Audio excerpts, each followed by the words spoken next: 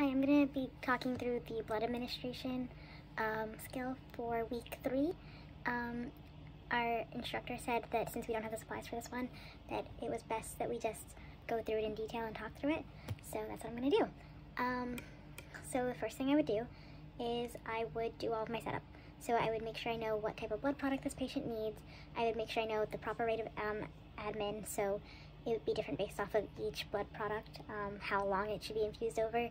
And then I would make sure that the patient has been blood typed and then that it's been cross-matched with the donor blood. And then I would make sure that I set aside time to spend on this patient because I know that at least for the first 15 minutes of administration, I should be with the patient.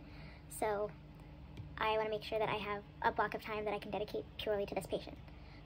The equipment I'll need is the blood product itself, a blood administration set that should have tubing with an inline filter, a Y for saline admin, so like the connector, and then normal saline, which is the only one that's compatible with blood products, an IV pole, a venous access with a 20 to 24 gauge, so a large bore IV, alcohol wipes, clean gloves, PPE, hypoallergenic tape, and someone else, so another nurse or licensed practitioner, to make sure we can verify the blood and patient's info.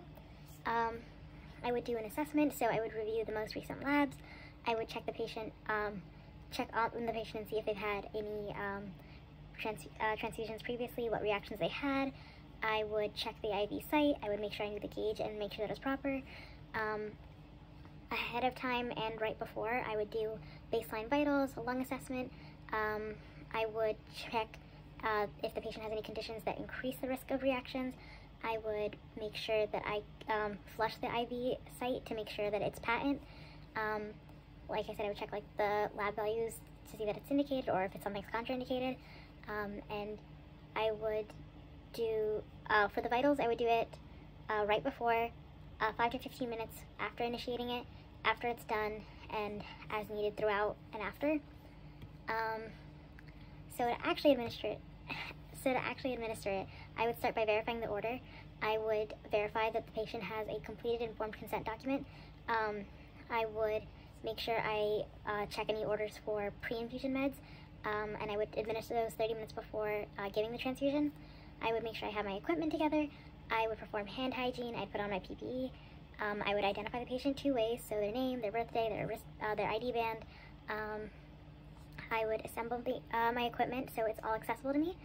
I would make sure that patient has privacy by closing the door and pulling the curtains. I would make sure the patient knows what we're going to do it. So I would say the patient was like a burn victim. I would say we're giving you platelets because this is going to help in your healing process. You lost a lot of it because of your burns, and explain any other things.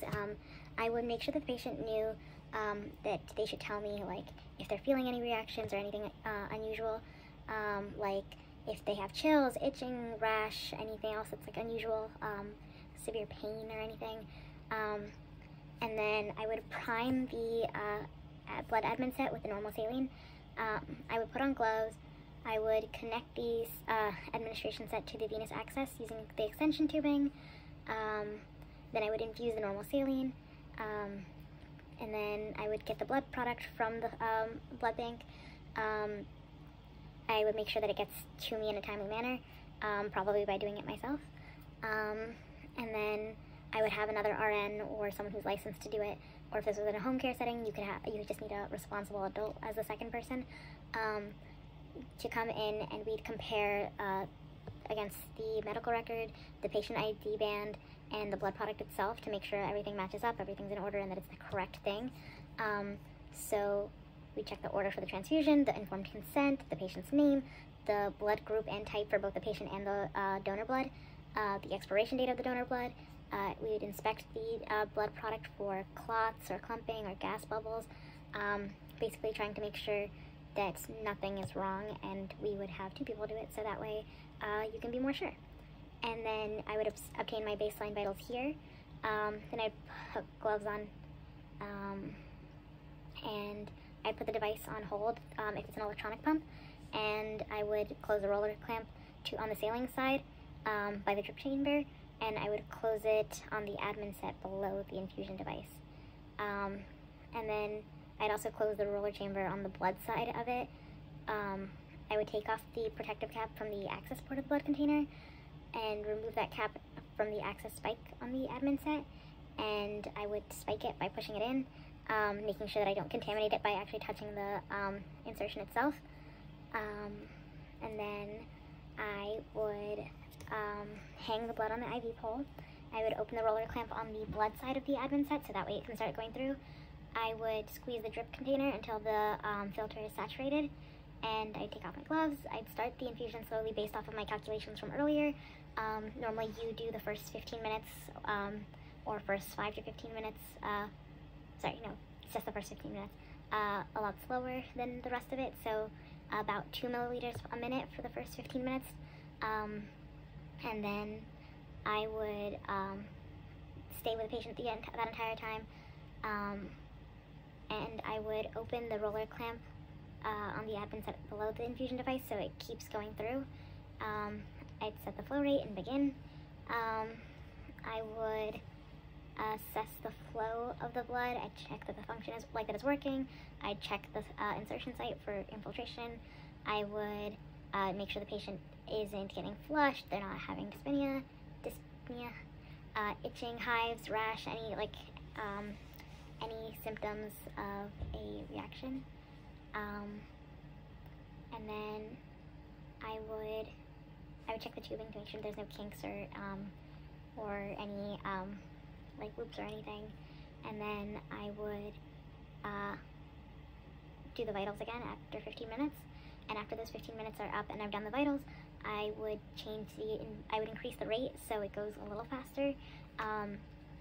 So each blood product has a different timeline, but normally it'll be given in the order, and I double check that order is correct based off of that blood product. But the most any blood product will be is over 4 hours, so I'll do my calculations ahead of time and know. And then I'll maintain the prescribed flow rate as ordered, or whatever is appropriate for that patient at the time, based on their condition. Sometimes you will have to make the judgment call to slow down the infusion based off of the patient's reactions. So, as a tap blood transfusion is still going, I would continue to assess for a reaction. And if I do see a reaction, I'll stop the administration and quickly put the new normal saline in by closing the clamp on the blood side and opening it up on the normal saline side. And then I would let all the blood infuse, or if it goes over the time allowed, I would stop it if it's way too over. And then I would clamp the admin set. I'd get vitals, I'd put on gloves, I would cap the access site, or if there's a continuous IV that's supposed to be going, I would put the patient back on that. And then I would dispose of all of the blood transfusion stuff or return it to the blood bank based off of what the facility's policy is. I'd remove the equipment that I had brought in, and I would make sure the patient is comfortable. I would remove my gloves. I would lower the bed to the lowest position. I'd take off my PPE and do hand hygiene, and then keep on monitoring the patient for delayed reaction afterwards. And that is it.